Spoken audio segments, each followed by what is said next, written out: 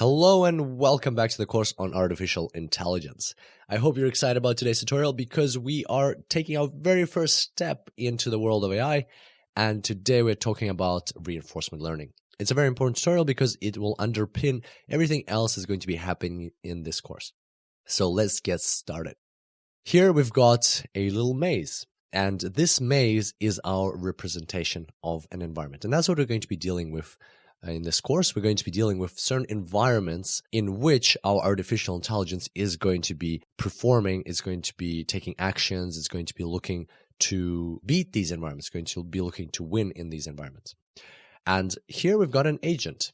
The agent is our artificial intelligence. That's the person, or that's the mind that's going to be navigating these environments and learning from the feedback that the environments are going to be giving it in order to perform certain actions. And so the way it works is the agent performs certain actions in this environment, and as a result, the state in which it is in will change. So it might be further or closer or more to the left, more to the right. It might have a certain other parameters that describe its state, and those parameters are going to change. So the state is going to change because of the action it takes, and it will also get rewards based on the action. So every time it takes an action, the state will change and it'll get reward. Now, bear in mind, sometimes it might happen that it won't change the state. The action won't change the state, or there won't be a reward for taking that action in that certain state it was in. But nevertheless, the agent is going to keep doing that. It's going to be taking actions, changing the state, getting rewards, taking actions, changing the state, and getting rewards. And by doing that process, it's going to be learning about the environment. It's going to be exploring the environment, understanding what actions lead to good rewards and favorable states, and what actions lead to bad rewards and unfavorable states. And this is a very simplistic representation of a very global problem. So if you think about it, environments actually don't have to be just mazes. It's not just about getting out of a maze or finding a treasure in a maze. An environment can be pretty much anything in life. So imagine you waking up in the morning and cooking an omelet. So in order to make that omelet, you need to go through certain steps. You need to get the salt, get the eggs, get the frying pan, switch the fire on, and so on. And it does sound like a routine, mundane thing, but it's become routine because you've done it so many times. But in reality, it's an environment where you're performing certain actions. You're putting the fire on, you're putting the frying pan on the fire, you're putting all the eggs into the frying pan, and you're putting some salt on the eggs, and you're turning them over, and so on. So as you can see, there are certain actions which you're taking in certain states, and those actions lead to certain other states and sometimes rewards. So for instance, when you put the fire on and you wait, you're taking the action of wait too long, and then you put the eggs into the frying pan, the reward is going to be very negative. It's all going to burn. On the other hand, if you do all the correct actions in the correct times, so it's also very important to understand that actions should be taken at the correct points in time. So for instance, putting the salt in the frying pan before you put the eggs in might not be the best idea. You might want to take that action of putting the salt into the frying pan after the eggs are in there, so in a different state. So it's important to remember that. And at the same time, so if you take all the correct actions in the correct order, in the correct states, your final reward could be that you get an omelet which you can eat. And so that's a very basic activity in your life, but if you think about it, it is actually an environment, and you are the agent going through this environment and performing tasks. You don't really need to learn anything because you already know it pretty well, but at the same time you could learn. Maybe you could learn how to make a better omelet, or especially if it's your first omelet that you're making, you're probably going to screw it up, but you will learn from that because you will understand what actions lead towards states and rewards. And anything else in life, for instance, even trading on the stock market and buying and selling and getting certain feedback from the market in the sense of return, positive or negative returns, that's also an environment, and that's you participating in that environment as an agent. Driving a car is also an environment where you can turn the steering wheel, you can accelerate, you can brake, and so on, and you're getting feedback from the environment. And one of those feedbacks is a policeman giving you a speeding fine if you're going above the acceptable or allowed speed limit on that highway. And therefore, from there, you learn that, okay, that's not something that should be done because it leads to a negative reward. So rewards don't have to be just at the very end of the process. They can be throughout the journey, throughout the process. So those are a couple of examples. And in terms of AI, the simplest way to think of reinforcement learning is like training a dog. When you train a dog, you give it certain commands, and if it obeys those commands, then you give it a treat. You give it like a biscuit or something. If it doesn't obey those commands, you tell it that it's a bad dog, or you just don't give it a treat.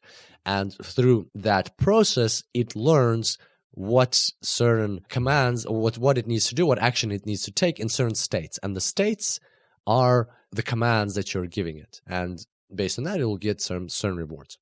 Of course, in the world of AI, it's not that complex. You don't have to give the AI treats. You don't have to have like a bag of biscuits with you every time.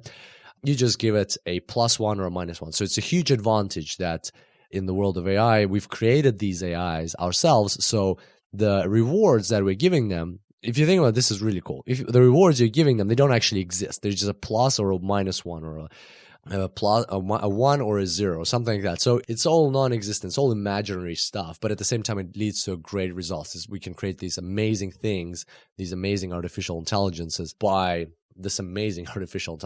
just providing rewards which don't really exist, the plus and -1. It doesn't cost us anything, but at the same time, it leads to results. So very similar to real world and that example of dogs, but here the rewards are digital and just numbers. And with that in mind, we can talk about a little bit about robo-dogs. I love this example. So this is just a random picture. It's not necessarily that exact robo-dog, that is trained through reinforcement learning. Some robo-dogs, especially the older ones, you'd have an algorithm in there. And this is actually a good example of the difference between pre-programmed agents and reinforcement learning agents. So you could have a robo-dog which is pre-programmed to how to walk. It will say, so in the algorithm behind the dog, in the software, it'll say, okay, so in order to walk, you need to move your left front leg forward, then your back right leg forward, then your front right leg forward, then your back left leg forward, and repeat that action. And that's a definition of walking. It's a function inside this dog. And then it might have, how to sit, how to stand, and things like that. Whereas in a robot dog that is trained through reinforcement learning, what happens is you don't pre-program it. This is the key concept to everything here, that you don't have any algorithm inside that is hard-coded into the dog. Instead, you have what we'll be discussing in the future. You have this reinforcement learning algorithm, which is told that, okay, so the goal is to get from where you are now, not knowing anything, to the end of the room, for example.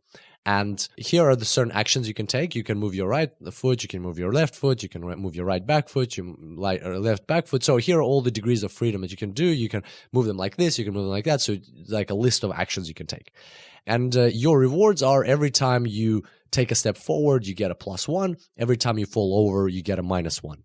And that's all there is to it. And then they just leave the dog and let it figure it out on its own. So the dog tries to stand up, it falls, and it realizes that, okay, I shouldn't do that action that led to me falling, because every time I fall, I get a -1, which is not good for me. Then, so it does the other action that helped it stand up. And then it figures out, it just experiments, tries things randomly, and then figures out that it can make a step forward by moving its right front foot. And it gets a +1, and it realizes, oh, I should do more of that. Okay, cool. So it now learns that it should do more of this and less of that. And through this learning process, it very quickly understands how it can walk. And those dogs that figure it out on their own can actually sometimes walk better than dogs that are pre-programmed. Because when we pre-program things, we look at the real live dogs or we use our own imagination how to do it. Whereas a reinforcement learning dog can optimize things on its own, and because it's an AI, sometimes it can get even better results. And that's how they can train these same robot dogs to play soccer. You can't train a normal dog to play soccer because simply the whole approach is different, and it's not something that probably a normal dog has been trained to do or has ever done in its process of its evolution. Whereas reinforcement learning robot dogs can very easily understand how to play soccer as long as you tell them what the rewards are, what the goals are, what the possible actions they can take are. So that is how reinforcement learning works in general. That's a quick overview of reinforcement learning. I hope that got you very excited about what's going to come next, because it's a completely different world compared to pre-programmed solutions or hard-coded solutions where you have the if-else conditions. This is very different, and we're going to be talking more about that in the meantime, we've got some additional reading for you. So if you'd like to have some supporting materials, here's a great article which you can look into. It's called Simple Reinforcement Learning with TensorFlow. It's got 10 parts. The link is here, and you'll find the clickable link in the course resources. It's by Arthur Giuliani. It's a 2016 article. And you can follow along this course and also get additional information from that article. But bear in mind that article is with TensorFlow, whereas in this course we are using PyTorch. So different implementations, but at the same time you might pick up a few things here and there that might supplement your learning that we're going to be doing in this course. So great article to follow, even if you're not considering following it for sure. Just in case, check out that first part and see if you like it, see if you would like to read it a bit more. And then we've got specific to this tutorial about reinforcement learning, there's a paper by Richard Sutton, which is called Reinforcement Learning 1 Introduction. It's a 1998 paper, so quite old, but it's, at the same time, you can learn a bit about reinforcement learning, some of the examples like that omelet example and other examples of where reinforcement learning can be applied, and just a general overview of reinforcement learning if you are looking for some additional reading. And on that note, we're going to wrap up this tutorial. Can't wait to see you next time, and until then, enjoy AI. Hello and welcome back to the course on artificial intelligence. Today we're going to talk about the Bellman equation. It's quite a complex topic, and we're going to introduce it in a step-by-step manner throughout this whole section of the course. So we're not going to just jump straight into the most complex version of the Bellman equation right away, but instead we're going to introduce it slowly in order to gradually understand how it works. And I hope you're cool with that approach. If you are, let's get straight into it. So we're going to have a couple of key concepts that we're going to be operating with. And these concepts are: S stands for state, so the state in which our agent is, or any other possible state in which it can be. A represents an action that an agent can take. So an agent can have access to a certain list of actions, and actions are very important when they're looked at in a state combination. So when you're in a certain state and then you look at actions, then it starts to make sense what's going to be the result of those actions. Because if you look at an action by itself without a state, it doesn't really make sense because you don't know where you are and where you can possibly end up in. Then we'll have R, which stands for reward, and that's the reward the agent gets for entering into a certain state. And gamma is the discount factor, and we'll talk about the discount factor in a second. It'll all make sense just now, but let's just take a note, make a mental note that we are going to have this letter gamma that we'll be operating with later on. So the person behind the Bellman equation is Richard Ernest Bellman. He was a applied mathematician and came up with the concept of dynamic programming, which we now call reinforcement learning, or which we call the Bellman equation. Now that's what we call it now. And in 1953, he came up with that concept, and that's when the Bellman equation came to be. So let's have a look at how this all works. There's our lovely agent in the bottom left corner, and he is in a maze. And this is quite a classical maze where you've got some blocks. The white blocks are blocks in which the agent can step into. The gray block is the one that is just not accessible, so that's like a wall in this maze. The green is where the agent should be aiming to end up in. That's where we want the agent to go. That's the finish. And the red is a fire pit. So if the agent falls into the fire pit, he will lose the game. So in the fire pit, the reward, which is R, is -1. So that's our way of telling the agent that's not something we want you to do. Like, remember an example of when we're training dogs, we want to tell them like bad dog if it's not doing the right thing that we want it to do. Same thing here. We want to tell the agent that this is not something you should be doing. You shouldn't be ending up in the square. So every time it does end up in the square, it'll get a -1 reward. So it will be punished with a -1 reward. On the other hand, if it ends up in the green square, it'll get a +1 reward, meaning that is what we want it to do. So those are the two rewards that the agent can possibly get. And how does it learn how to operate in this maze? Just like in that example of the robot dogs that learn to walk, we're just going to let it know. We'll just tell it that here are the actions you can do. You can go up, right, left, or down. Those are the 4 possible actions that you can take. And that's it. Have a play around with that. See what you can come up with. So the agent might go to the right. Then they might go more to the right. They might go back to the left. They're just randomly pressing these buttons, and they're trying to see what happens. Then they go back here, they go up, go down, go up, go right. So for now, they haven't learned anything. So far, nothing's happened. They go right, and then bam, they end up in the green square. So they realize, wow, I just got a +1 reward. So as soon as they stepped into the green square, they got a +1 reward. And that triggers the algorithm to say, okay, that's really cool. I am rewarded for ending up in this square. So I want to end up in this square. So what does that mean for the agent?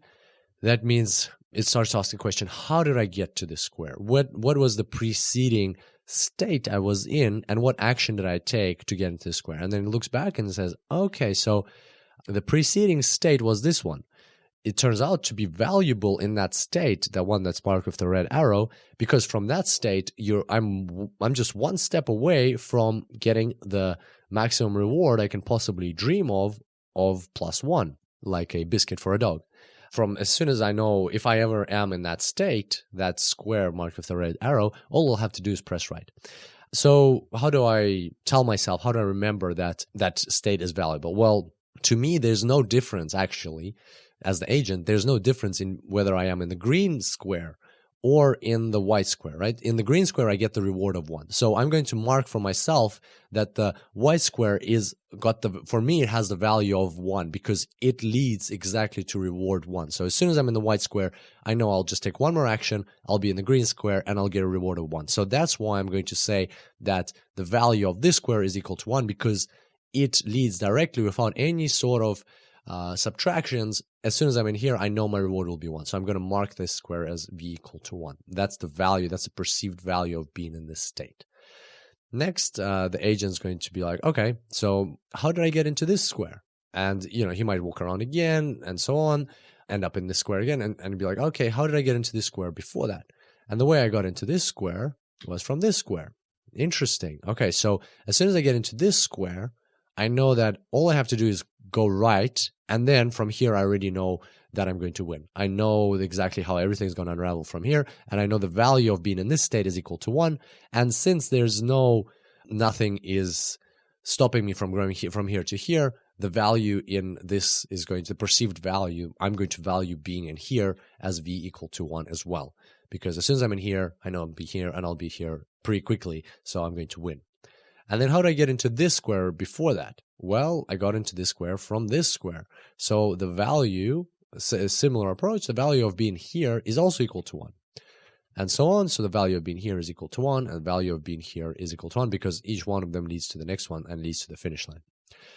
So that's all pretty logical at this stage. This is us pretty much designing the Bellman equation right now. So we could possibly think about designing an equation that helps an agent go through the maze. So look at the reward, then the preceding state, give it a value of equal to reward, the preceding state, and so on. So it kind of creates this pathway. It's all great and well, but the problem here is, okay, what happens if our agent, for some reason, starts in this state? Instead of starting here and taking these actions, but it actually starts in this state. How does it know? How does it remember which action to take? Should it go right or should it go down?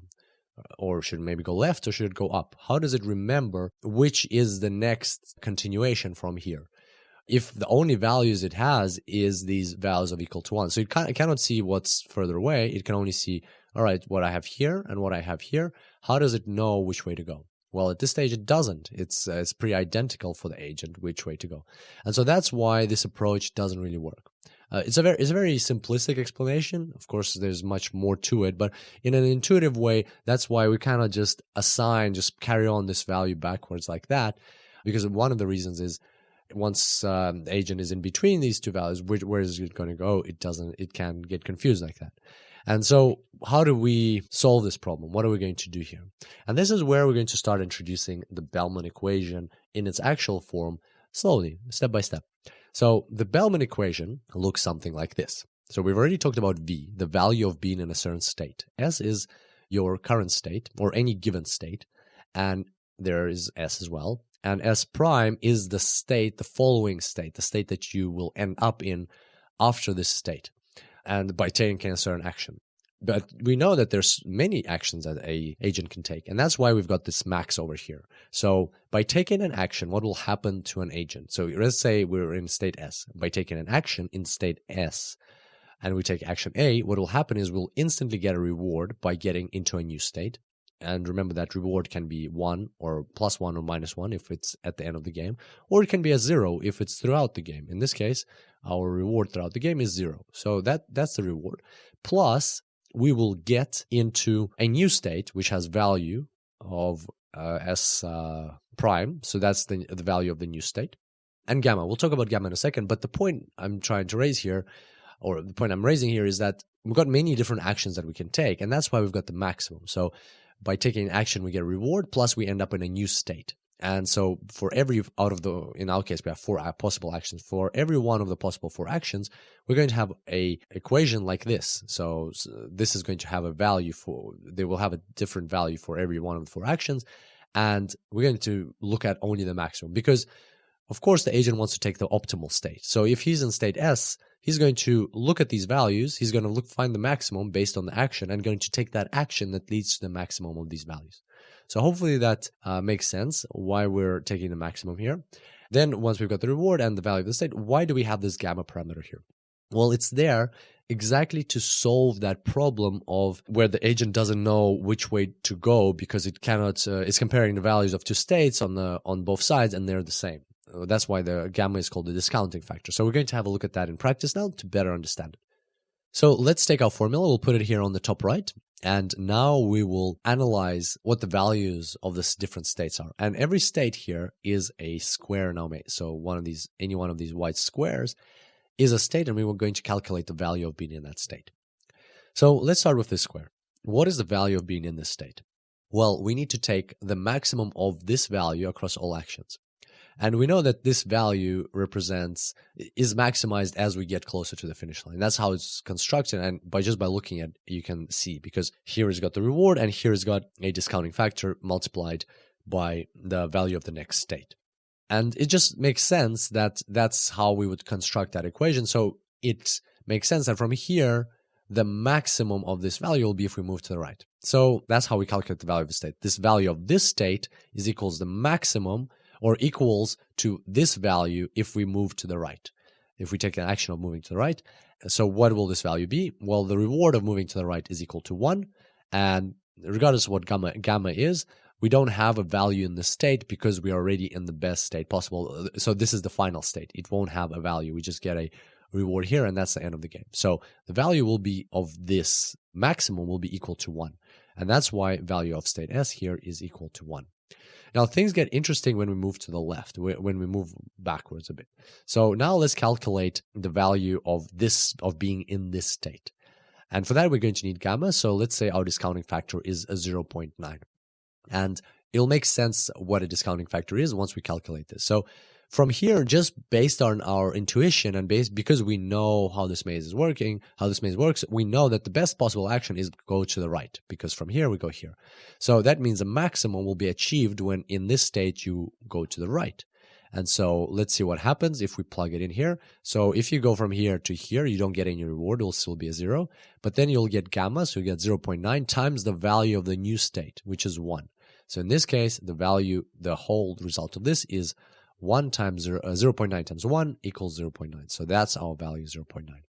So if we calculate this now, you'll see that from here, we know, just by looking at the maze, we know, because we, as humans, because we're understanding how this equation works. Of course, an AI, the agent, would have to experiment with these things. But because we have like a crystal ball, we can see this whole maze. We have like the bird's eye view right now. We know that the best action is to go to the right. So if we plug it all in here, it'll be 0, no reward, plus 0.9 times the value in this state, 0.9 is 0.81. And so on. So here it'll be 0.73, and here it'll be 0.66. So you can see that the way the discounted factor works is it discounts the value of the state as you are further away. So if you're familiar with finance theory, then it's something similar to time value of money. Like, what would you think about it this way? What would you prefer, to have $5 today or $5 in 10 days from now? just if somebody was to give you a choice, I will give you $5 today, or I'll give you $5 10 days from now. Well, of course, you would choose $5 today. Why is that? Well, because you can take those $5 and you can invest them at a certain interest rate, which is very similar to gamma, and your $5 in 10 days will actually grow into maybe $5.73 or something like that. And that's how time value of money works, and very similar concept here. And the important thing to understand here, this is just a theory, a way that reinforcement learning works. So Richard Bellman came up with this equation, and from then, now that's how we use it. So you could go ahead and come up with a different equation. It doesn't have to have gamma. It might have some other factor, might not even have a factor. But this approach works, and that's why we're using it. And this is what it visually looks like. So the further away you are, the less value of this being in this state. And in terms of time value of money, if I could say to you, where would you rather be? Would you rather be here? Would you rather be here? You would say, I would rather be here. So we're creating that same phenomenon as in time value of money. We're artificially creating it through gamma, so that in order to incentivize agents or inspire agents to be closer to the finish line. So if an agent were to be asked, would you rather be here or here? Because of the way this equation works, it would choose to be here. There's nothing more to that, nothing less. It's not something that the world works this way. No, it's just something that we're artificially creating in order for our agents to understand that this is good, this is good, this is good. They're all good, but this one is better than this one, and this one is better than this one, and this one is better than this one. And that way, you can see the agent can see in which direction it needs to go. So it can see that if I'm standing here, remember that problem that we had, or was he standing here? Yeah. So if he's standing here, do I go down, or like if I'm standing here, do I go up or do I go down? Well, now it's not a problem anymore, because you can see that it's actually better to go up because the value is bigger here. And then from here it's better to go right because the value is bigger here than here. And then from here it's better to go right because the value here is bigger than here and then here. And then from here, he already knows that he needs to go right because he'll get a reward here of 1. So that's how this whole approach works. Now let's have a quick look at the rest of the square. So how do we calculate the value in this square? Well, here is where things get a bit tricky. So from here, you might not actually go left, right? You might actually go right. So we can't just keep going like that, because it might actually be shorter to go this way. So what we're going to do is we're going to calculate the value in this square first. And because obviously from here, the best way is to go is up. Again, that's because we have the crystal ball, we can see things. And you'll see further down in this section, you'll see how the agent actually explores this, understands this on their, like through experimentation. But for us, we know that it's better to go this way. So we're going to calculate the value here. And that's why we're going to calculate the value in this square first. So here we have 3 possible actions. In reality, we actually have 4. We can also go left. The agent could hypothetically press left and bump into the wall and stay here. But for simplicity's sake, we're just going to show the actions that we, knowing what we know and having the crystal ball, we know which actions are the ones actually to lead to something other than the same state again. And so here, from here, we know that again, just because we have a crystal ball, we know that the best way to go is this way. An agent, of course, would have to experiment and find the best way. And you will see how that happens further down in the section. You'll see actually how an agent walks around and how you would experiment trying to find these values. But for us, we know it's that way. So here, if we plug everything in, 1, so the maximum, the best output is when you go up. Here's a 1, 0.9, 0. So you plug that in, you get 0.9. Okay, so we calculate that one. Let's calculate this one. Same approach. This is, you have 3 ways you can go. Actually 4 for the agent, but for us, we can see it's only 3. So 0.81. From here, you have 0.73. And it actually ties in nicely with this value, because then if you discount again, you get 0.66. And here you have 0.73 because this is the optimal route. So there you go. That is the values of all of these states. And now you can see that because we've created this equation, and we've created synthetically this whole concept of the closer you are to the finish line, the more valuable that state is. Now, because we've created that, now it's pretty obvious for the agent which way it should go. And we'll talk more about that in the coming tutorials.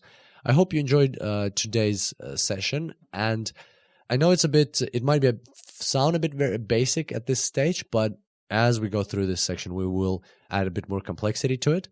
At the same time, if you cannot wait, if you want to jump into it, then there's a paper which you can look at, and it is the original paper by Richard Bellman. It's called The Theory of Dynamic Programming from 1954, and you can find it at this link.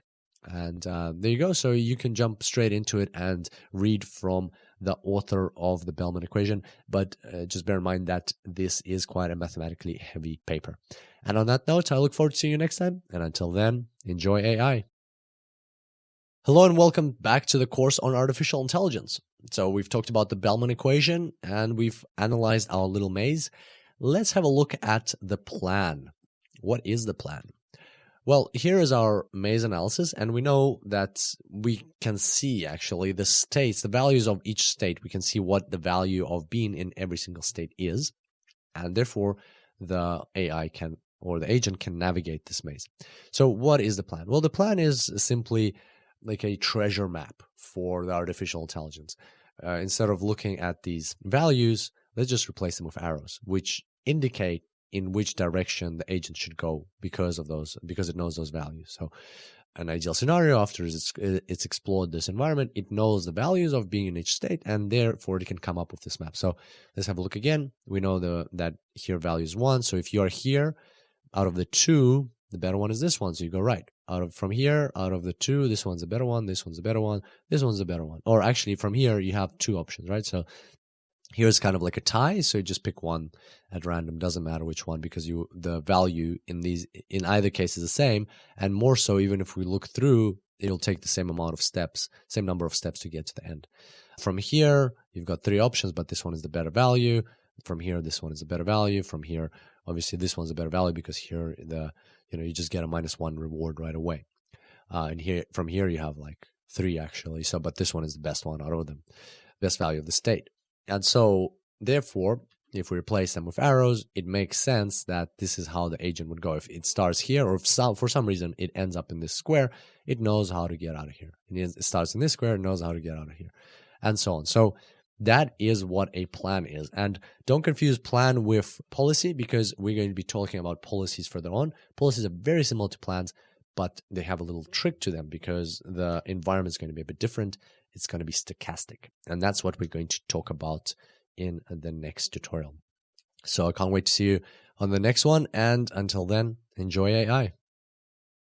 Hello and welcome back to the course on artificial intelligence. And today we're talking about Markov decision processes, or MDPs. Let's have a look what we've got today. So last time we stopped on the concept of a map. So because we've calculated the values based on the Bellman equation, we can derive this map for our agent of this maze. And basically what that means is wherever the agent starts, so let's say it starts over there, it knows exactly which steps to take in order to get to the finish line. So it just goes up, right, and done. And so the question here is that it? Is it really that simple? Is reinforcement learning really that, for the lack of a better word, boring? Once you have the map, that's it. All you have to do is you're done. You just follow the map. Well, the reality is that it's not actually that all simple. And that's a good thing because it makes this course more interesting for us and we can actually solve much more complex problems. So this is where Markov processes come in. But first, we're going to talk about 2 things. We're going to talk about deterministic search versus non-deterministic search. So let's talk about the concept of deterministic search. This is our agent in the maze, and deterministic search means that if the agent decides to go up, then what will happen is with 100% probability, it will go up. That's exactly what will happen. There's no other options. Once it says go up or clicks the up arrow, it will go up. There's no other options. Now, on the other hand, non-deterministic search is when our agent says it wants to go up. There are actually a couple of options. For example, there could be 3 options. And we're going to be looking at an example where there are 3 options, but it doesn't have to be limited to 3. It could be 4. It could be, different. Depends on the problem. The randomness could be different. But in our case, there could be 3 options. With an 80% chance, he does go up. But then with a 10% chance, when he wants to go up, he'll actually go to the left. Just because that's how the environment works. That's the world that he lives in. And with another 10% chance, he'll actually go right. And in this case, he'll fall into the fire pit. So that is how it all works. That's an example of a non-deterministic search, a stochastic process. And what the point of this is to make a more realistic model of what could actually happen in a real world, in a real world type of problem. Because very rarely do you get situations like this when you do something and it happens exactly that way. And even if you think about it in terms of games, let's say you've got an agent playing Pac-Man, well, not always is it the case that if he's standing in this square, he goes up, he will get the same exact result every time. He will indeed go up, but it may be in one case he won't get eaten by a ghost, in another case he will get eaten by a ghost. So as you can see, there's some randomness to it because it depends on how the ghosts are moving, and they don't always move the same way. They don't always start in the same locations.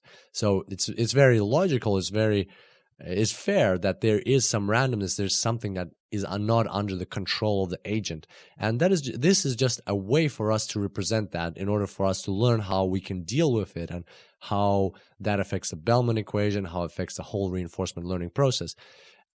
But at the same time, the randomness is of course not limited to if you go up, there's a 10% chance you'll go right, or 10% chance you'll go left. Or if you go down, there's a 10% chance you'll go right or left. Or if you go right, there's a 10% chance you'll go up or down. It's not limited to where you're going to end up. Sometimes you might have a problem that is exactly like this. Sometimes the probabilities might be different. Sometimes the randomness might boil down to something else. It might be boiled down, like in that example of Pac-Man, of the ghosts eating you or not eating you, or it might boil down to something different. For instance, like there's like if the agent is playing Doom, and then there's something like a monster which is going to shoot him in one case, another case there's a probability with which it will get shot and with which it won't get shot, and so on. So something that is out of the control of the agent, something that it cannot predict.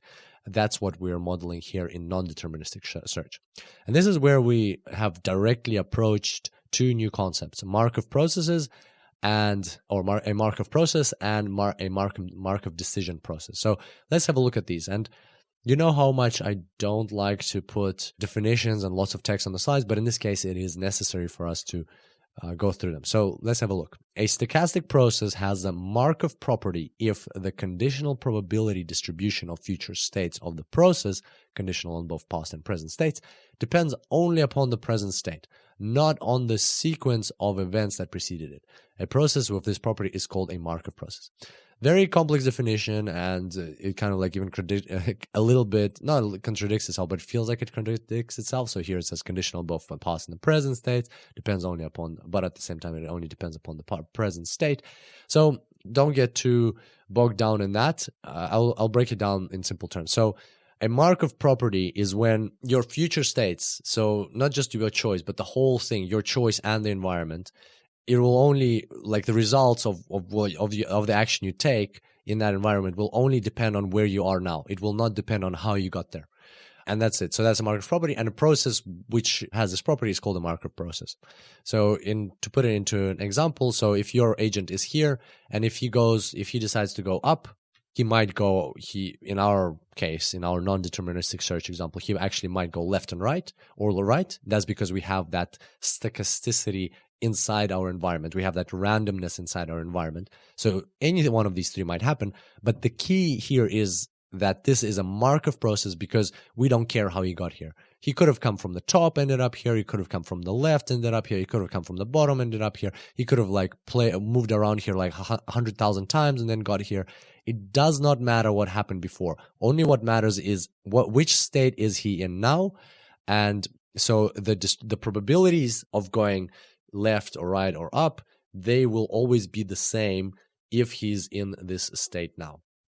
And so that's basically just saying, it doesn't matter what happened before, we're here now, this is the state you're in. And don't forget that state doesn't just mean where he's standing. The state is the state of the agent in the environment. So is there like monsters on the right, or are there monsters on the left, or is the ghost coming from the top or from the bottom? Whatever state you're in now, doesn't matter how you got there. Doesn't matter how it all came to be that you're there in that state now.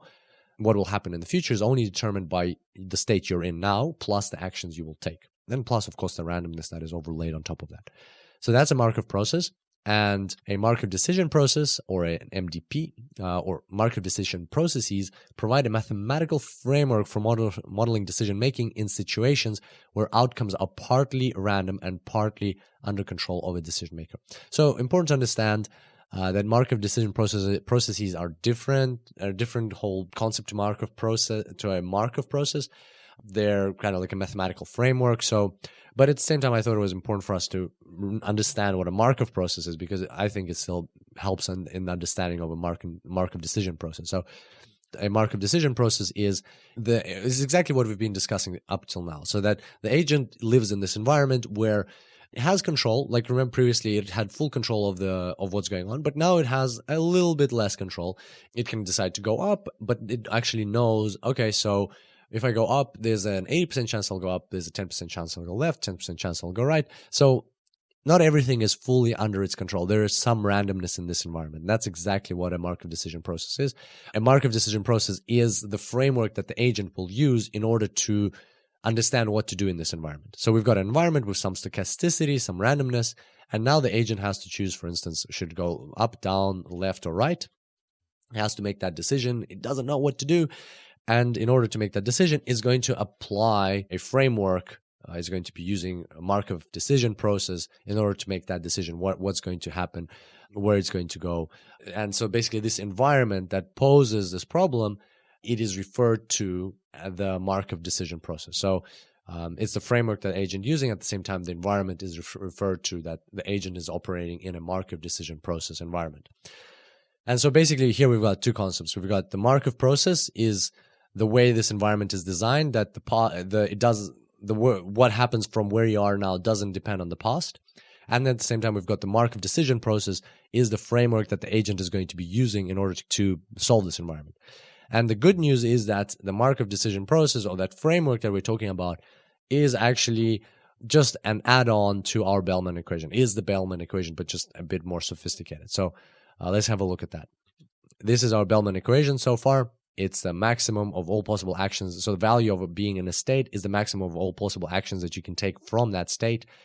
The maximum is taken from the reward that you would get by taking that action in that state, plus a discount factor times the value of the next state, which is S prime. So that's what we've had so far. And now, because we have some randomness in our whole process, this part will change, because we don't actually know which state we'll end up in. We don't know what S prime will be. Will it be, if we're going up, will it be up, or will it be left, or will it be right? So we actually have to place this with the expected value of the next state. So here we're going to replace this. So there's three possible states we can end up in. And so we're going to replace that with that's a value. That state has a value of S1 prime. That state has a V of S prime 2, S2 prime. And this state has a value of V of S3 prime.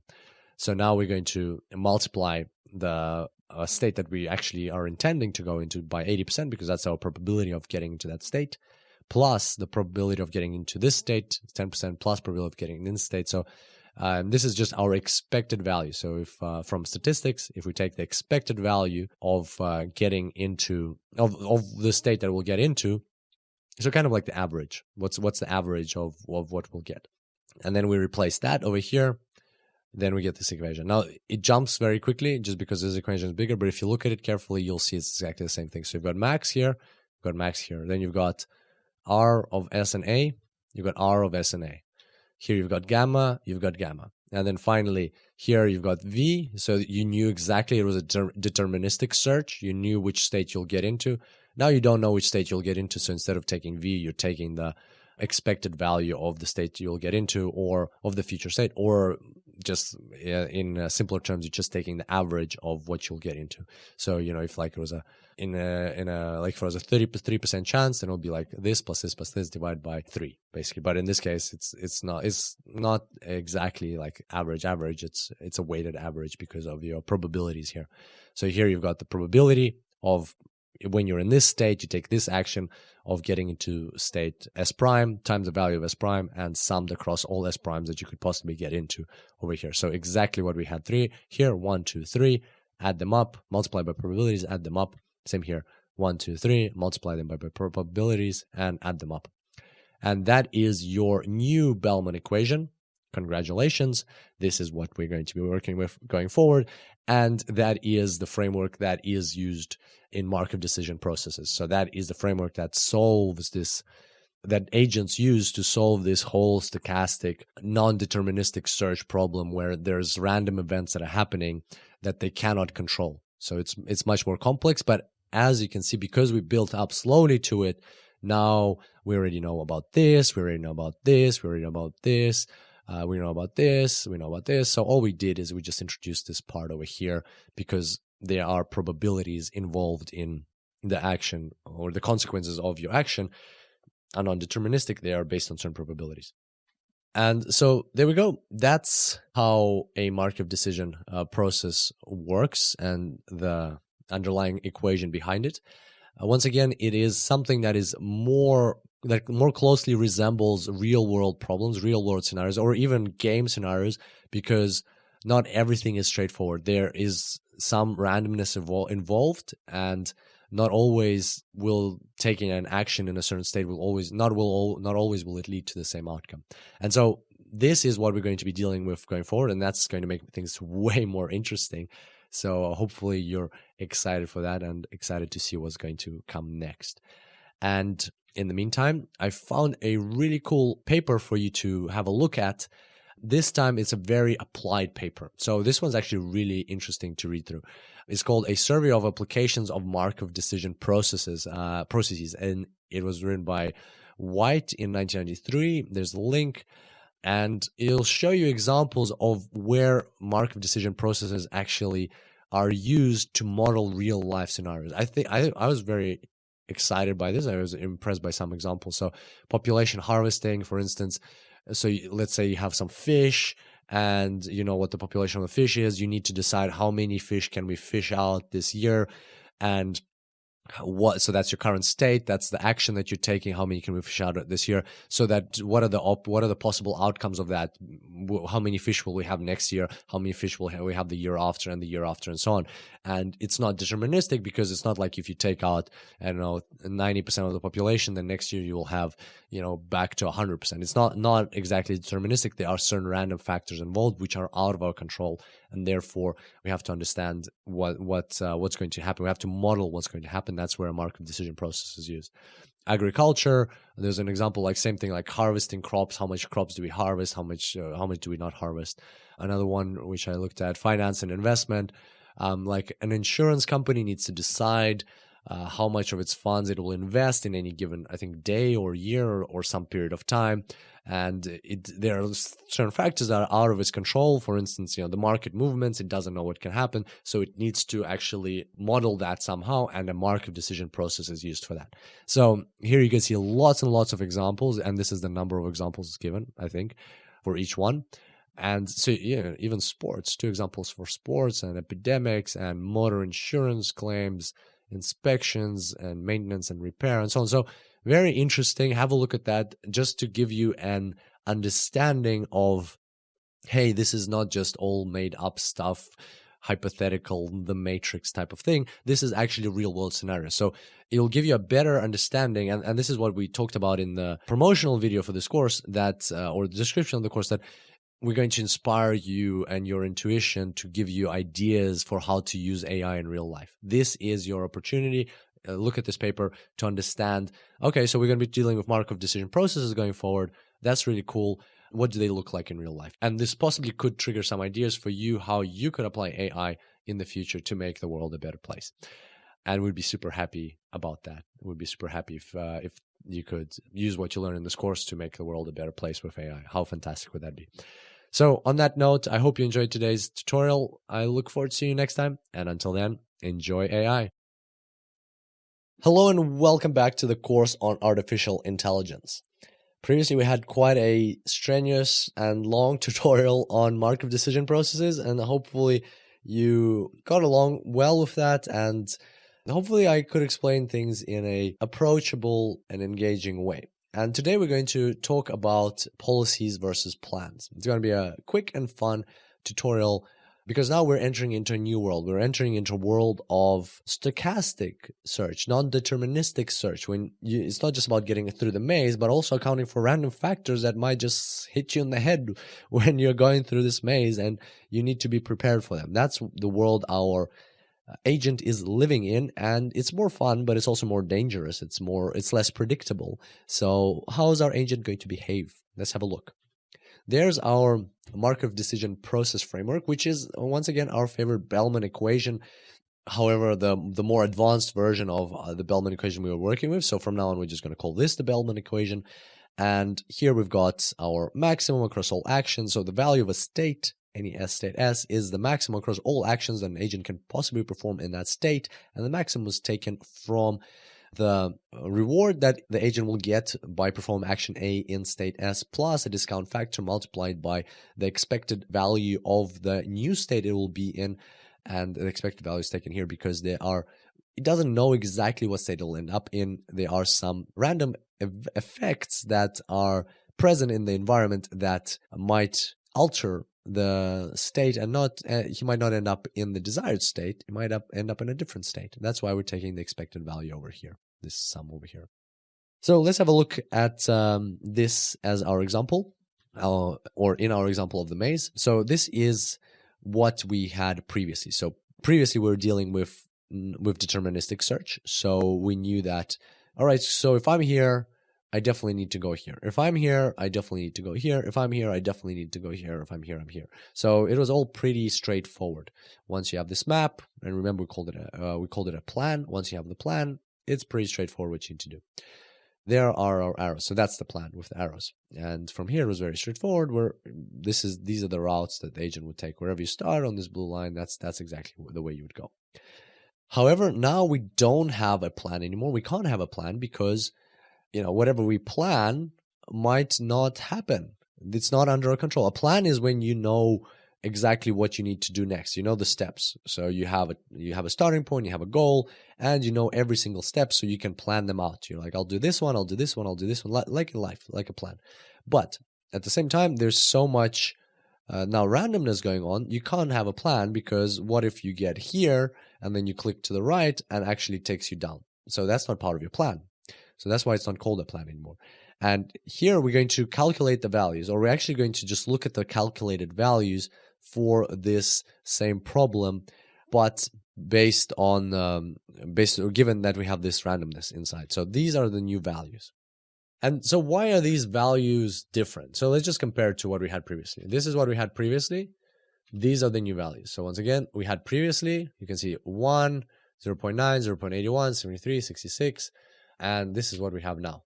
86, so less than 1, 74, 71, 63, and so on. And by the way, these are not exactly the correct values. These are off the top of my head, but if we were to run an agent, values would be something similar to this. And the values could change because depending on the gamma that we choose, 0.9 or other value. But nevertheless, for argument's sake, these are the values that we're dealing with now. And they're approximate, they convey the whole notion in the correct way. So let's have a look at them. Why have they changed?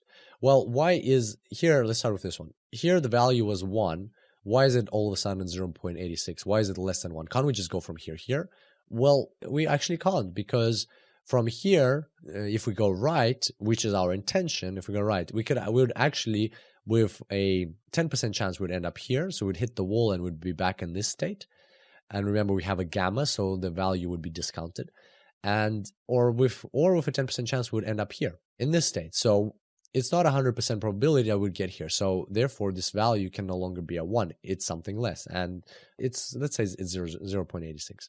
So that's an example of why it's like this. And you could get the exact value if you calculated the Bellman equation, the full Bellman equation that we have now. The only problem is that there'd be some recursion, because you would need to know the value for this, and then you would need to know the value for this. It's quite complex, and that's why we're not doing the calculations manually here. That's why the AI can do them as it's going through all of this. It's like nothing too complex for the AI to calculate these things. So that's our value here, but now let's take a look at a different one. So here it used to be 0.9, just because of the discounting factor, remember, from here to here.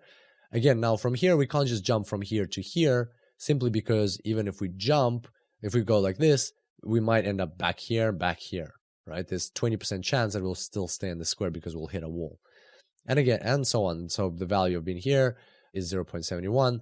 Again, the discounting factor, this might look odd to you, that this is, even with the discounting factor, this is too high. Maybe the discounting factor in this example is not 0.9, maybe it's 0.99 or something like that. So don't worry about that. Just kind of like focus on that the values have indeed changed, that the values are now less, mostly because it's not 100% probability to get to the state that you want to get. And what you will find an interesting one is here, that here it used to be 0.9, and it actually has dropped very much. It's dropped substantially. Why is that? Well, because if you go from here up, which is our intention, there's a 10% chance of hitting the wall, but there's a 10% chance of actually ending up in the fire pit and losing -1 to reward. And basically that means for the agent, that's end of the game. And so this is a very bad state to be in. So all of a sudden, remember, we had 0.9 here, 0.9. So they were equivalent. It doesn't matter you here or here. They're pretty much equal in terms of value of being in each of these states. But now all of a sudden, bam, this state is like nearly twice as good as this one, simply just because here, if you go straight to, you go right where you want to go, the consequences of the randomness occurring is you just stay here. Here, one of the consequences, the 10% chance, is you end up in the pit. So as you can see, this is no longer such a good state anymore, simply because of something, that fluctuation that could happen. As you can see, this one is also very bad because it's as bad as this one in terms of, there's only a 10% chance of ending up in the pit and 10% chance of ending up in the wall. But at the same time, there's the discounting factor. So first of all, the discounting factor. And also, after this one, you'd have to go here. And even if you hypothetically went here, you could end up in the pit again. So that chance would also be taken into account. Because remember, this value is derived from this value, and this value is derived from this value, right? And therefore, it's smaller. But in reality, actually, that what I said there was wrong. This value is not derived from this value. So if you just have a look now, you will notice that this value, V over here, is actually greater than this one. You will notice that for the agent, it's better to go around this way than this way. And it makes sense, right? Because this way, it doesn't lose. There's no chance of getting in the pit. Yes, it's a bit longer, and therefore the discounting factor has a bigger effect. But at the same time, simply because there's a chance of getting in the pit here, if it goes straight, there's a chance of it jumping in the pit. So it'd rather take its time, and it'll just like go around, because that way there's a much lesser chance of it getting in the pit. There still is. So if from here it goes there, if from here it goes there, it could potentially get into the pit because it could end up there and then it could end up in the pit. But nevertheless, it's a lesser chance, so it would just go around like that. So very interesting to see how the route changed. Remember, previously from here you would go like that, from here you'd go like that, and from here you'd go like that. And now all of a sudden you can see it's changed. So let's draw the arrows and see what it looks like now. And voila, you see even a more random thing, right? So yes, this is true, but look at what happened here. Look at this one, and look at this one. Were you expecting that? That's something definitely, like when I saw this for the first time, I was very impressed. I was not surprised. I was surprised, and I was not expecting this at all. And this is an example of, when AI can outsmart a human. It's like something you can't even predict, but the AI, through reinforcement learning, remember that example of the dogs that can actually sometimes walk better than normal real life dogs, or pre-programmed robot dogs, or can play soccer, simply because they come up with these ideas that even we can't see. And so that's a great example, right? So you probably weren't expecting that as well, that the agent, instead of going up, it's like, why would if I go up, then there's a 10% chance I'll jump into the pit. But what does it achieve by going into the wall? Well, 80% of the time it'll bump back and stay in this state, but 10% of the time it'll go here, and 10% of the time it'll go here. So all of a sudden you can see that now it's actually, in this new approach of jumping into the wall, there is a 0% chance it will go into the fire pit from this spot. So, and it's like, it really doesn't want to go into the fire pit, so it rather bounce into the wall a couple of times, and then it will go either right or left at some point, because that randomness is going to happen. And so it learned that through experimentation. It learned that, okay, when I go forward, the results are not as good as when I go to the wall. And if you think about it, it's like this robot. If you think about it, like there's a fire pit, this square is like a very tiny ledge, and then this is like a mountain, like a cliff, and this robot is just hugging the cliff and just trying to waiting until it like pushes it right or left. Because, well, as a human, you'd probably do the same. You wouldn't be standing facing that way or that way. You'd be hugging the cliff, right, or something like that. And hopefully, you never end up in a situation like that. But just visually, if you think about it, same thing here. And so that's pretty intense, right? So that the AI came up with this idea. And same here, that instead of going left and risking getting a fire pit, I'm just going to try bounce off the wall, like, hug the wall, try to jump into the wall. And at some point, I know that, just there's a probability, there's a 10% chance every time I do that, I'll go here and sometimes it will happen and I'll end up here and I'll be safe. And then I'll just keep going like that. So very, very interesting approach that the AI took here. And as you can see, the routes are like this. So from here, it might go right and then it'll go right to the exit, or here it'll go left like that. And here it will, at some point, it will go left and it'll go like that. Again, this is important to understand. It's not a policy. So even when it jumps from here, it will go here, maybe. And then from here, it might actually, instead of going straight, it might actually go back to the right. And then from here, it might go to the left, it might go to the right. So there's lots of different options for it to go. So it might not follow exactly this arrow, it might go the other way. This is just the desired routes that it's designed for itself, but the way it'll work out is actually could be different. It depends on the real world. So there we go. That's the world of artificial intelligence. That's what a policy versus a plan is. And hopefully you're slowly getting excited by what the AI can do, especially given what we saw over here. These are some very virtuoso type of decisions that the AI is coming up with. And as you can see, when you apply AI, even from this small example, you can see that even when you apply AI in the real world, maybe you'll come up with ideas and decisions that even sometimes humans can't come up with. And that's exactly kind of like what happened in those games where the Google AlphaGo was playing versus Lee Sedol, the champion of Go in Korea, back in the world champion of Go, and they were playing in Korea back in 2016. I think it was March 2016. It came up with some moves that humans had never played in 3,000 years, or humans were not used to playing. And this is exactly an example of that. So once again, hope you're getting excited and pumped about this course and about what we're going to create. And I look forward to seeing you next time. Until then, enjoy AI. Hello and welcome back to the course on artificial intelligence. Today we're talking about the living penalty.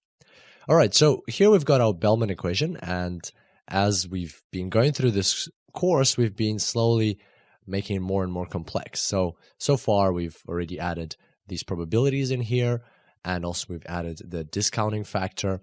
Now we're going to look in more detail at this side of the equation where we have the reward.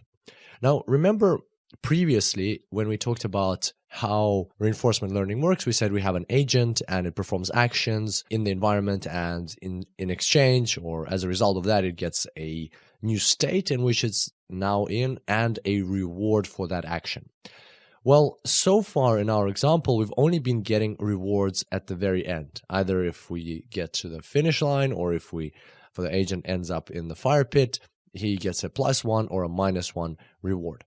But that is a very simplistic approach to reinforcement learning, and in more realistic scenarios, you will likely have rewards throughout the journey, not just at the very end. You might have rewards throughout the journey. For instance, if it's an AI playing a game, and if, for example, it's like shooting somebody in Doom, it might get points for killing that enemy. Or it might be in a different other game if it overtakes another car or something like that, just because of the rules of the game, not because of its way of analyzing the game, but actually the game is structured in a way that it's reinforcing, it's giving points for doing certain actions even before the game is over.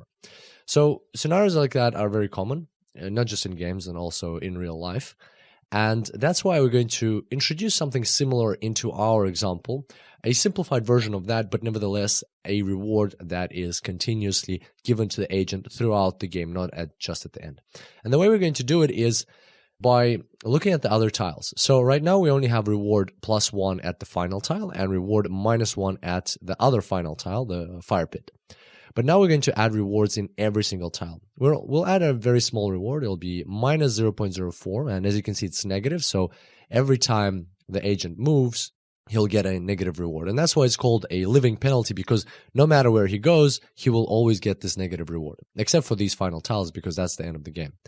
And so here you can see the reward even on this tile is -0.04, but that doesn't mean that he starts with that reward. He only gets this reward, and this is important to remember, he only gets this reward when he enters a tile. So whenever he performs an action, he goes here, then he will get this reward minus 0.04. And then if he comes back to this tile, he'll get another minus 0.04 reward. And so the longer he walks around, the more he accumulates this negative reward.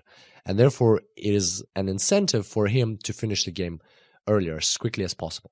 And so now let's have a look at how our policy, or how the agent's policy, is going to change depending on what value we set for this reward.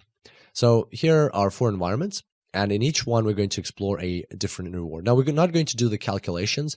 We're just going to project the results, and you will see that intuitively they make total sense. So here we've got a reward for any step, or for getting into any state, is equal to 0, just as what we've seen before. Here the reward is going to be minus 0.04, what we just introduced now.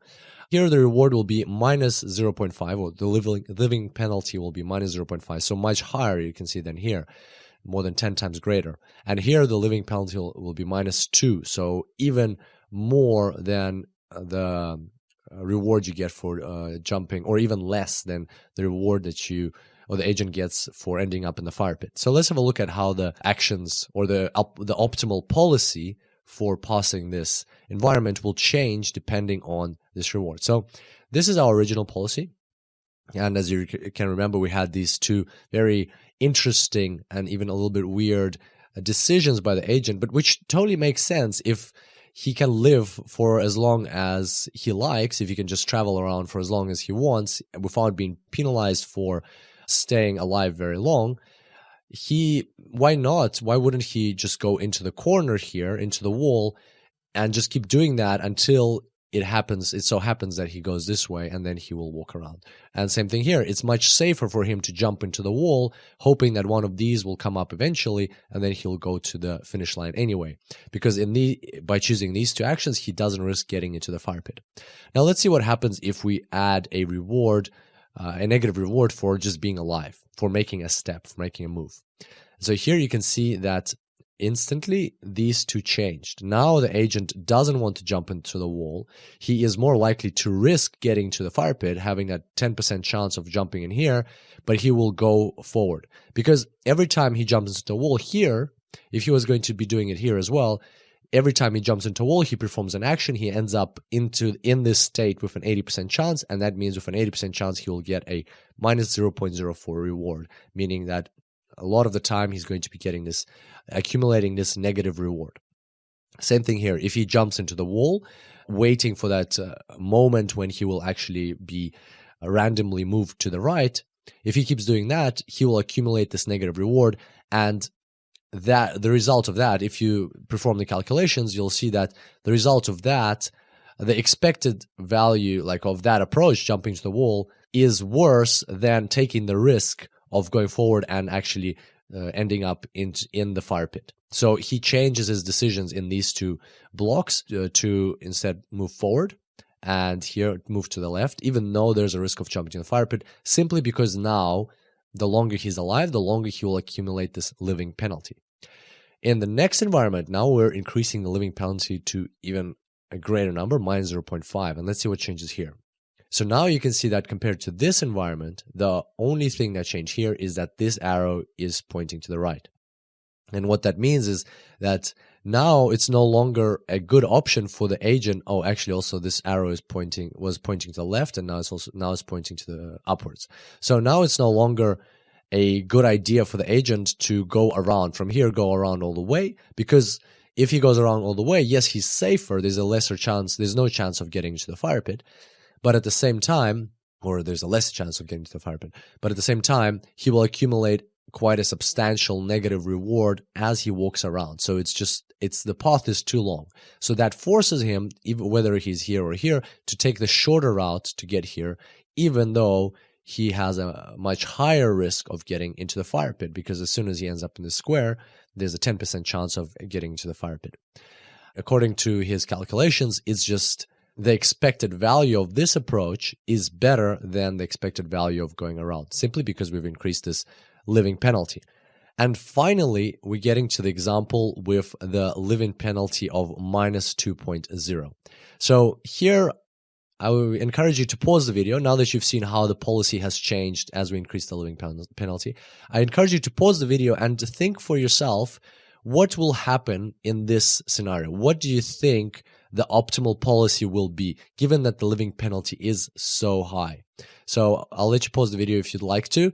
And now I'm going to jump into showing you the solution. So in this case, if you increase the penalty to minus 2.0, it's so high. Remember that the penalty here is only minus 1.0. It's so high that the agent just wants to get out of the game in any way possible. Even if it's just by jumping into the fire pit, he will do it. He will be like, every time I make a step, every time I end up in a new state, or every time I make an action, I end up getting a -2 reward. So what's the point of trying to get to the finish line if from here it'll take me 2 extra steps?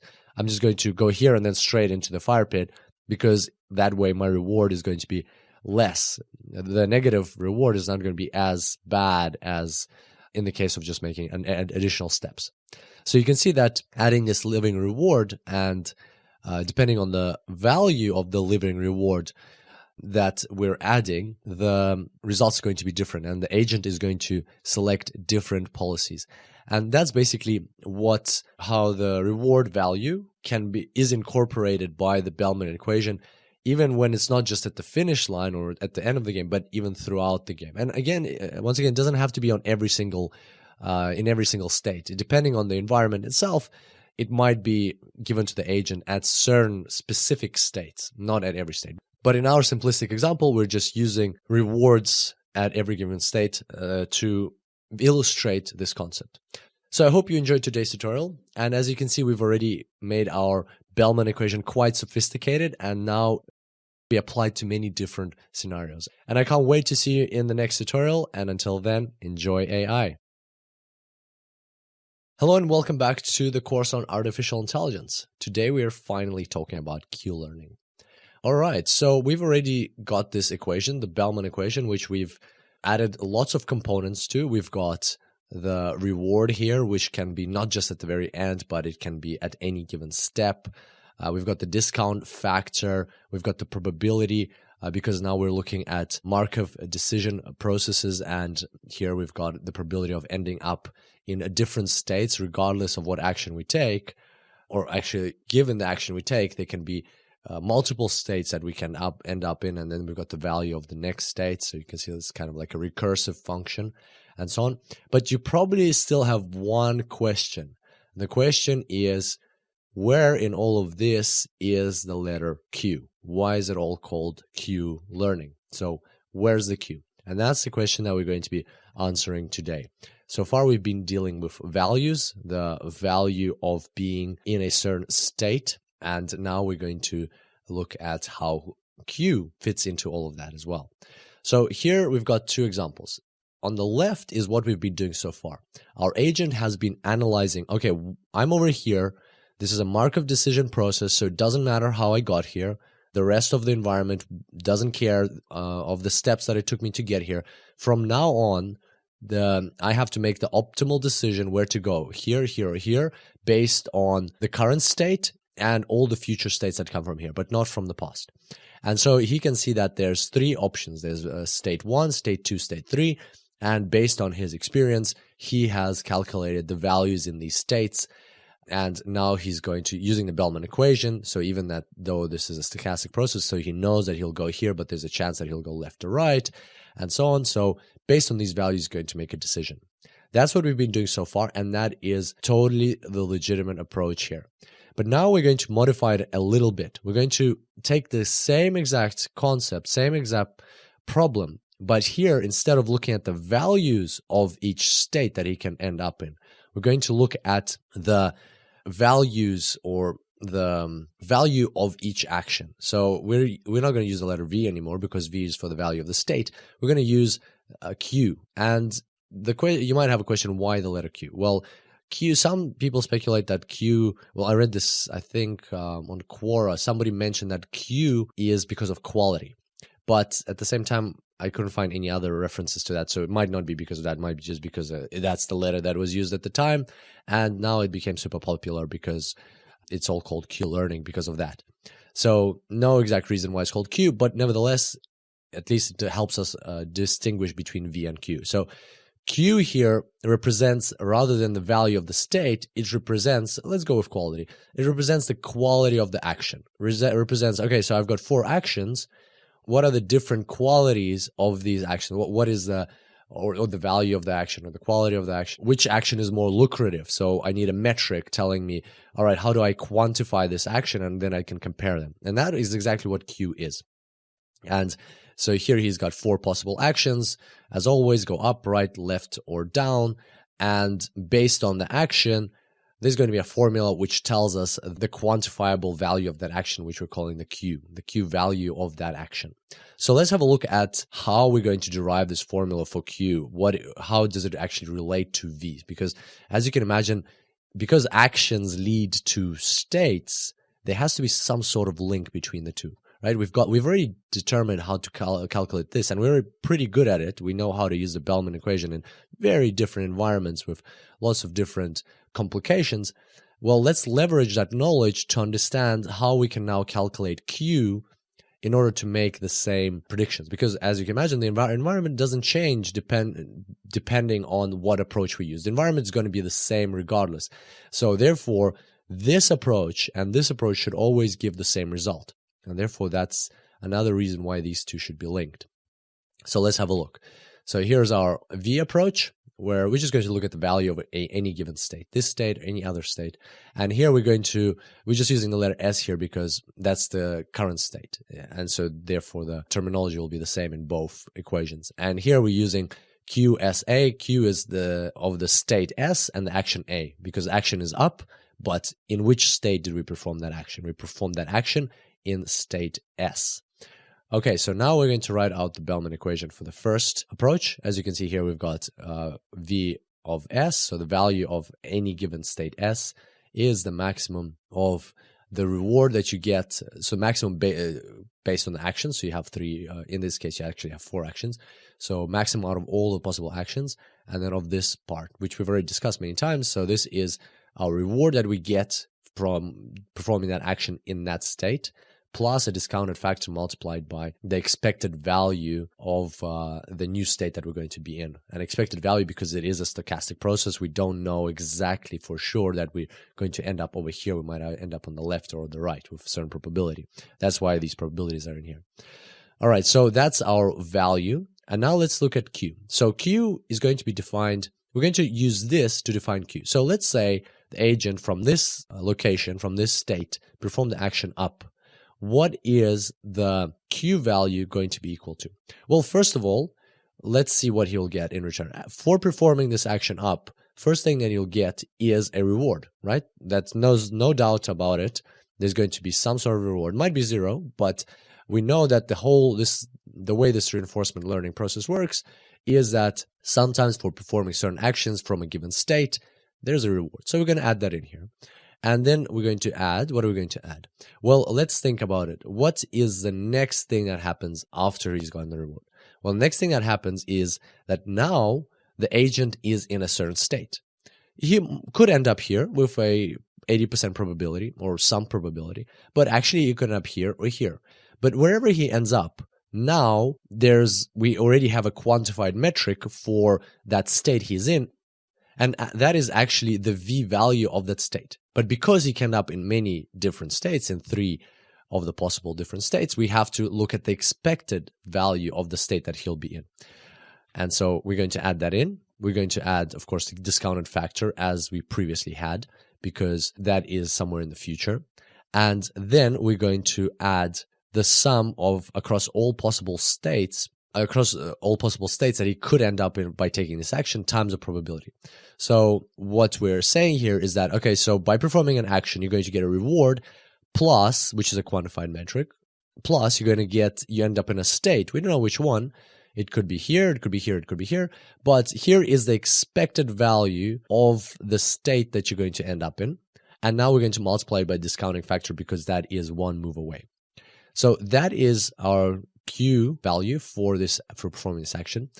And what you will notice here right away is that the Q value is actually exactly identical to what's inside these brackets over here. And why is that? Well, if you think about it, here we're taking the maximum of the result we'll get, the maximum across all possible actions. So we've got 4 actions, and we're taking the maximum across all possible actions of the result that we'll get by taking each of those actions. And in Q, we're defining, interesting, what will we get by taking a certain action? So if you think about it, it makes sense that the value of a state, so for instance, this state, is the maximum of all of the possible Q values, right? So here in this state, by being in the state, the agent has 1 Q value, 2 Q value, 3 Q value, 4 Q values. So he has 4 possible Q values. Well, the value of the state, it makes sense that the value of the state is the maximum of all of those 4 Q values. And that is exactly what we can see here. That's a good confirmation of this new formula that we derived. If that wasn't the case, if that didn't match up, then we would have questions. We'd be like, so why doesn't it match? Why doesn't it match up if Q value is a quantified metric of performing an action, and V depends on is the maximum of the possible results of the 4 actions that he can perform. Hopefully that makes sense, and that confirms the formula that we've just derived. And now we're going to make it even more interesting. We're going to get rid of the V entirely, because you can see here you got V is a recursive function of V. So, and then we got V, and then V, and then V, and then V, and so on. So you can express this V through all of the following V's, the most optimal V's that will come up. Here, we're expressing Q as a recursive function of V, or as a function of the next V. And then we'd have to plug in this V, and then we'd get back to the V. So what we're going to do is we're actually going to take this V, and we're going to replace it with Q, right? So let's have a look at that. We're going to take this V of the next state, and we're going to plug this into that formula over here. And as you can see now, so this part doesn't change, this probability doesn't change. But as we just discussed, V of S is the maximum by all actions of Q of S and A, right, over here. So that's what we're going to replace in here. So we're going to say a maximum of course, it's the new action, the action that we're going to take, because here we've got V of S prime. So here now we've got the maximum across all A primes, so the actions that we're going to take from this state, or from whichever other state we end up in. But the action that we're going to take from there, and a maximum across all those, and the maximum is of all of the Q values that are available to us in that new state, S prime, comma, A prime, and that's the action. So there's going to be another 4 Q values there. So now, as you can see, let's go through that again. So as from what we derived, as from what we discussed, just through logic and intuition, so that we can see that V and S are actually, V of S and Q of S and A are linked. V of S is the maximum across all actions of Q of S and A. You can see it right here. So this part is identical to this part. And then we're going to leverage that, and we're going to replace this bit with V at S from here, but not this exact formula. We're going to take this internal part, and we're going to replace it with Q of an S and A. So we're going to plug that in here, and this part is going to be Q of S prime A prime. So maximum of Q across all A primes of Q S prime A prime. And now we have our formula. So now we have a recursive formula for the Q value. So now the agent can think, what's the value of this action? What's the quality of this action? What's the Q value of this action? Well, it depends on the reward I get in the immediate step after that. Plus, it depends on the discounted factor times the maximum of all the possible Q actions in that state. But I don't know if I'm going to get there, so I need to also look at that state, and that's why we have this expected value over here. So we have this sum, probability times the maximum, and that's our expected value. So very similar formula, as you can see, but this time we're expressing things through the Q values. And that's why this whole algorithm is called Q learning, because this is what is looked at. This is what the agents actually use. They don't look at the states, they look at their possible actions, and then based on the actions, on the Q values of the actions, they will decide which action to take. So they'll just look at the maximum Q value in this given state. It has 4 actions. What is the best action to take. So it can compare, instead of comparing the different states it can end up in, it's going to compare the possible actions that it currently has. Then by finding the optimal one, it's going to take that action, and then it's going to repeat that process, and so on. So now you can see how all of this comes together, how the reward, the discounting factor, the stochastic Markov decision processes, and the V values and the Q values all come together in order to give us this one super powerful Bellman equation for Q values, which we can now apply and let our agents learn how to beat the environment. And so that is a intuitive explanation of what's going on. I know we went through the formulas, but it is necessary because this is like our formula that we've been going through this whole chapter. And I think it's a good transition from V to Q, and it illustrates how they're linked between each other. And if you'd like to get a bit more of a rigorous approach, mathematical approach, and like you see the mathematics behind it and learn a bit more about Q values and how they work, then we've got some additional reading for you. This paper is called Markov Decision Processes, Concepts and Algorithms by Martin van Otterlo, 2009. So you've got the link here as always. And here you can read in a bit more detail to understand all the nitty-gritty behind Q values and so on. And now that we've discussed all of these things relating to the Bellman equation, now we are ready to look at something more complex, such as this paper, in order, if we want to get some additional information on this, in order to kind of get a deeper understanding. But even if you don't read through this paper already, you should have a good working knowledge of what Q learning is all about and how agents come up with the actions that they need to take in a certain environment. So I hope you enjoyed today's tutorial, and I look forward to seeing you next time. Until then, enjoy AI. Hello and welcome back to the course on artificial intelligence. Today we're talking about the temporal difference. Now, it's a very important tutorial because temporal difference is the heart and soul of the Q learning algorithm. This is actually how everything we've learned so far comes together into play inside Q learning. So let's have a look. Remember the time when we talked about deterministic versus non-deterministic search? And remember how we said in this case, it's when the agent wants to go up, he definitely goes up. And when in this case he wants to go up, there's a 10% chance he'll go left, 10% chance he'll go right, and an 80% chance he'll go right, go straight up. Well, these numbers are, of course, arbitrary and can be different. And this whole concept is could be different in different problems. So it doesn't have to concern which way he's moving, just that there's some randomness, something that's out of the control of the agent happening inside this environment. And what effect that had is, as you remember, was that in the deterministic example, it was very easy to calculate the V values. Well, not necessarily always very easy, but in our case, we could just simply calculate them by using the Bellman equation, and we had the exact values. And then, as you remember, I very carefully mentioned that these values for the non-deterministic search example are off the top of my head. They're not calculated. That time I said we're just not going to calculate them because it's very complex, but the computer could do it.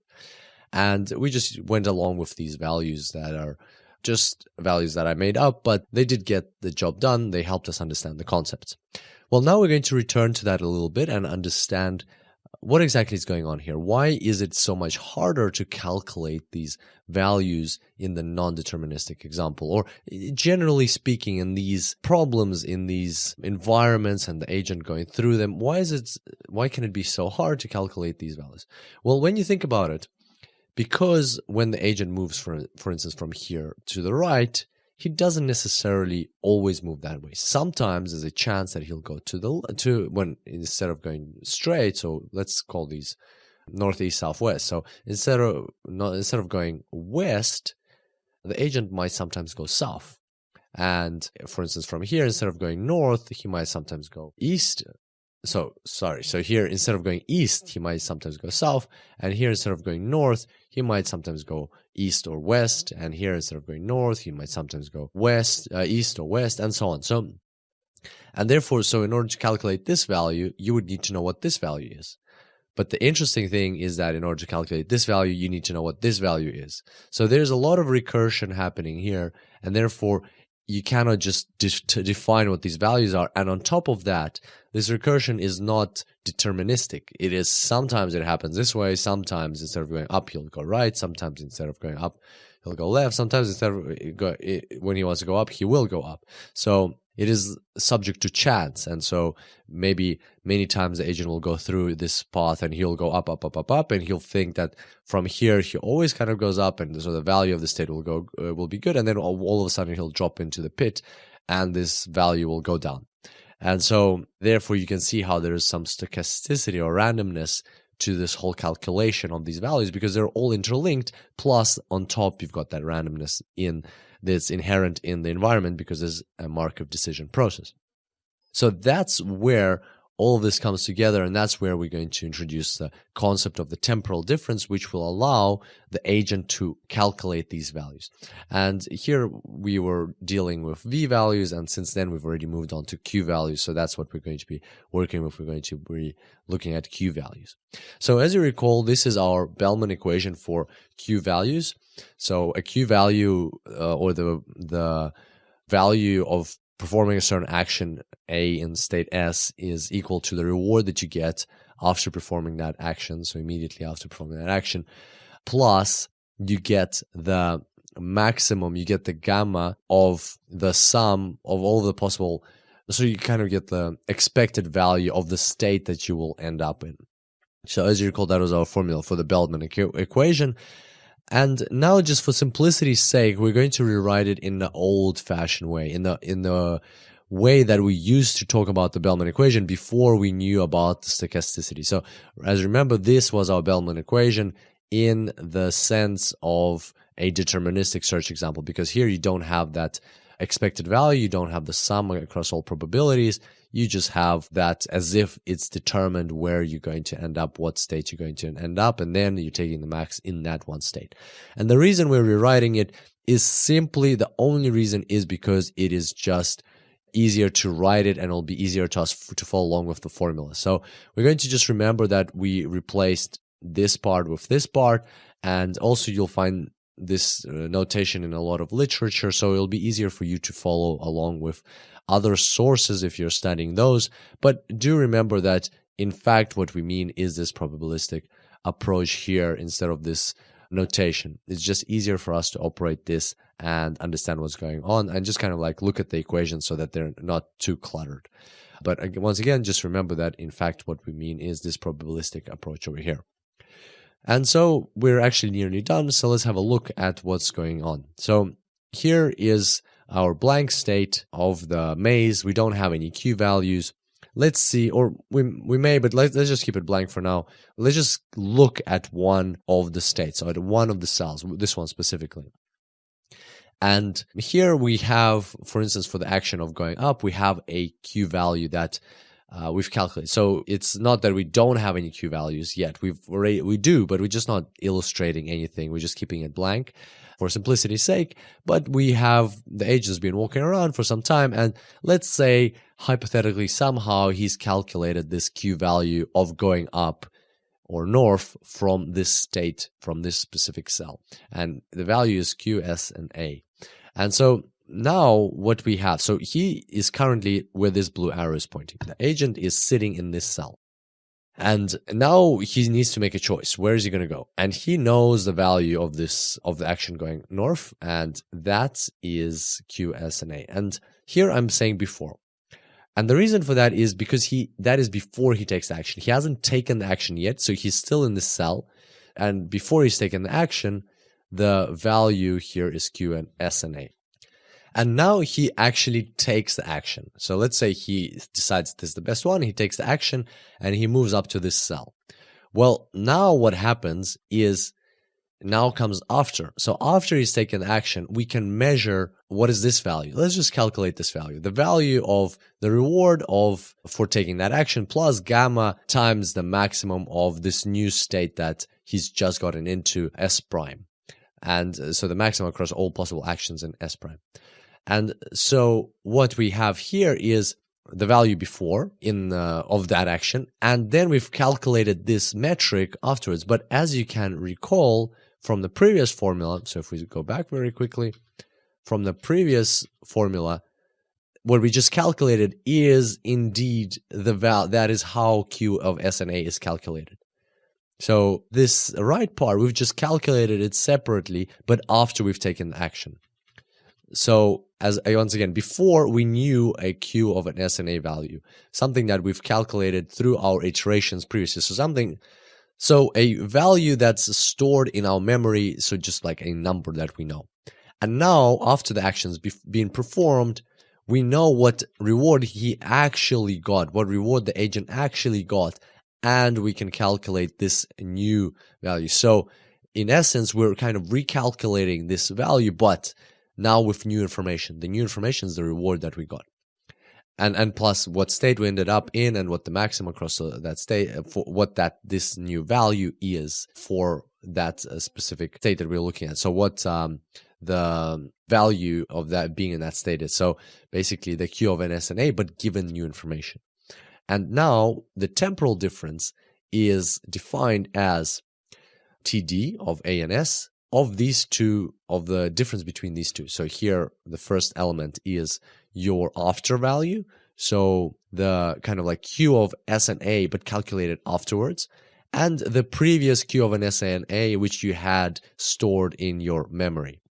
And so the question is, are they different? So ideally, they should be the same. Ideally, this should be the same as this, simply because this is the formula for calculating this. But the thing is that this is not something we calculate. This is something that we have from empirical evidence, something that we have from just going through the maze many times and calculating. So this is something we've come up with so far. It's not related to the current iteration. It's something that we came up with previously, not a long time ago, but in one of our previous iterations going through the maze. Whereas this is something we've calculated just now. And there's no guarantee that they're going to be the same. Because of the randomness that exists in the maze. Because this could have been calculated and some certain random events were triggered, and this can be calculated, different random events were triggered. And so now let's rewrite that over here. Let's just move it up there. So how do we use this? The question is, okay, so we have this temporal difference. How do we use this? And why is it called a temporal difference? Well, the reason it's called a temporal difference is because you're basically calculating the same thing. You're calculating Q of S and A, so the Q value of that action. You're calculating here and you're calculating it here. But the difference is time. This is your Q of S and A previously. This is your Q of S and A now, your new Q of S and A. And the question is, has there been a difference? Have there been a shift between them in time? And how can we use this to our advantage if there is indeed has been a shift in time? Well, one thing we could do is we could say, okay, well, our Q of S and A this new value doesn't equal the old, so we're going to get rid of the old. We'll forget about the old, and we'll just use this as our new value. But that would not be smart. And the reason for that is that in our environment, random events can sometimes happen. And what if our old QS of S and A was something that, consistently happens like 80% of the time, and then like was represented by what happens 80% of the time, and then this new one just what happened due to randomness. In that case, we're going to throw away the one that is responsible for the bulk of the situation, and we're going to replace it with something that happens only 10 or 20% of the time. That wouldn't be the best approach to go. And that's exactly why we don't want to completely change our Q values. We want to change them step by step, a little bit by little bit. And that's why we're going to use this temporal difference in a specific way. So we're going to say, here's a formula. We're going to take our Q of S and A, and we're going to update it in such a way. We're going to take the old value of Q, S, and A, and we are going to add alpha times the temporal difference. So alpha is going to be our learning rate. That's a new parameter that we're introducing. That's how quickly is the algorithm learning. So basically, we're taking this difference, and whatever it is, we're adding it on to our previous Q of S and A. Now, this formula probably doesn't make any sense, or just by looking, it doesn't make any sense because you've got Q of S and A here and Q of S and A here. It's the same thing, so it probably should negate each other. But we're going to rewrite this in a bit of a different way. So I'm just going to show you again. So I'm just adding time to these formulas. So here is QT minus 1, the previous. Here's QT minus 1, the previous. Here's QT, the new. There should be a circle here, a red circle here as well, but never mind. And here we've got alpha temporal difference, the current temporal difference. So you can see what we're doing. We're saying, okay, let's take our current Q is going to be equal to our previous Q plus whatever temporal difference we found times alpha. This formula over here is the heart and soul of the Q learning algorithm. This is how the Q values are updated. And it's good that we've already learned what Q values are, what gamma is, what R is, and what all of this stuff is. And now all we need to see is that you have a previous Q value. Yes, that's good. And then what can happen is that when you actually do take the action, when the agent takes action, he'll get a reward and he'll end up in a state. And so based on that, he can calculate, okay, so what should have been the Q value of that move that I made? And now that is this part of the equation. Subtract the old Q value, gets you temporal difference. And now you need to take a alpha times temporal difference. And that's how you're going to adjust your Q value. That's what you're going to adjust your Q value by. And now just to finish off, this is kind of like, this is sufficient to understand what's going on. But just to clarify things even more, or perhaps maybe confuse things even more, what we're going to do is we're going to take this temporal difference, or this temporal difference over here, and we're going to plug it into this formula. So we're going to take all of this part and plug it into this formula and end up with a huge equation. So here we go. There's our equation. So this is the full equation with the temporal difference written out completely. And the reason I wrote this out is, well, first of all, you'll probably find this in other literature if you study it. And the second thing is that it makes some things a bit more complex. Yes, the formula is longer, but it also makes some things a bit clearer. So for instance, you can see here the role alpha plays. You can see it better because look at this. Here you've got QT minus 1, and here you got QT minus 1 with a negative sign. So if you plug in alpha equals to 1, if you put a 1 in here, then this will negate with this. So they'll destroy each other.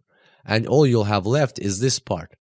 And what that means is exactly that situation where we said, all right, so we've got a new value, which it should have been. Let's update our Q value with the new value and forget about whatever we had previously. And as we discussed, that's not the best approach because there are random events here and we want to update things step by step. And on the other hand, if you set alpha equal to 0, what happens then is that you completely forget about this whole part and your QT, the new one or the current one, is going to be always equal to the previous one. So you're not going to be learning anything. And that means whatever is happening in the maze doesn't matter because you've decided on your QT value a long time ago and you're just going to keep it. And so that's why alpha shouldn't be 0 or shouldn't be 1. It should be somewhere in between, and it's going to allow you to learn slowly, step by step. It's going to allow you to, the agent, as it goes through the maze, is going to get this temporal difference, and slowly and surely this value is going to get updated and updated and updated. And what will happen eventually is that at some point, hopefully, the algorithm will converge. And what that means is that this temporal difference will start becoming closer and closer to 0, and eventually will be just, well, very close to 0, or even 0, 0, 0, 0. And what that means is that every single time your new QT value, or your new calculated value, what it should have been, so not this one, but what it hypothetically should have been after you take the step, will be just equal to your previous QT value. And then it's 0, and that means when your temporal difference is 0, it means your algorithm has converged, and it's not really necessary to continue updating what's going on. It's not necessary to continue updating your Q values. The caveat here is that the only time, probably one of the only times when you would still want to continue performing this whole, updating of your Q values, if the environment is constantly changing. If not just, it's not that it just has some random stochastic events in it, but the environment itself is modifying, is morphing, is changing with time. So you continuously need to learn because it's not possible for you to learn everything and come up with the optimal policy because the optimal policy is also changing with the environment all the time. In that case, you will need to continue calculating temporal difference and calculating the Q values. But other than that, that's kind of like an extra complication. Other than that, this is how Q value is updated. So this is the main formula of the Q learning algorithm. And this is kind of like the expanded version of that. And now it should all come together and make sense why we have the Bellman equation, and not only what it represents, the Q values, but also how the agent goes about updating its Q values and finding exactly what is going on in that environment so it can come up with the optimal policy. So I know this is quite a lot to take in, but hopefully you enjoyed today's tutorial, and hopefully you were able to take away the underlying concepts and intuition behind Q values and what the whole notion of temporal difference is and why it's important, why it helps us slowly train our agents and get them to understand their environments that they're operating in. And if you'd like to learn a bit more about temporal differences, then a very popular paper is Learning to Predict by the Methods of Temporal Differences by Richard Sutton of 1988. We've already had a reference by Richard Sutton as well, but this is another one, and actually he has a book. So if you get into his writing style and his style of communication, then check out his book as well. It's kind of like a more expanded version of all of these things. I haven't read the book, but that's what I'm imagining. At the same time, this is the link to the paper, and you can learn a bit more about, or probably a lot more about, temporal differences there. And I hope you enjoyed today's tutorial, and I look forward to seeing you next time. Until then, enjoy AI.